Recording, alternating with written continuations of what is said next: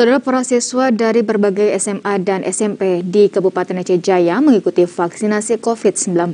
Penyuntikan vaksinasi bagi siswa di daerah itu merupakan salah satu syarat untuk mengikuti proses pembelajaran secara tatap muka di Kabupaten Aceh Jaya.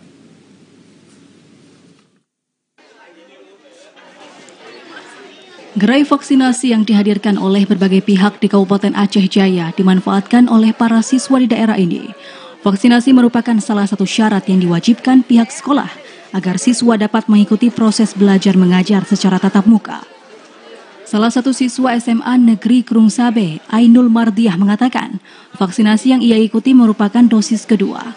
Pada vaksinasi kali ini, ia mengajak puluhan siswa lainnya yang belum melakukan vaksinasi.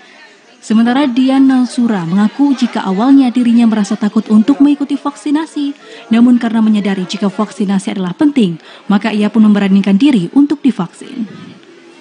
Harapan saya semoga tidak apa-apa, dan harapan siswa lain agar bisa divaksin juga.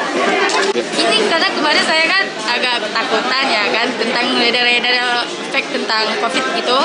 Ya saya mencoba untuk menghindar dari COVID itu suntik vaksin. Tapi karena sekarang udah mulai berubah pemikiran saya, ya saya mau.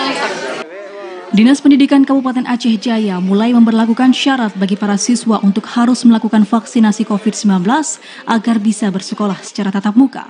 Hal itu dilakukan dalam rangka menciptakan herd immunity di tingkat pelajar atau remaja. Dari Aceh Jaya, Musliadi, TVRI Aceh melaporkan.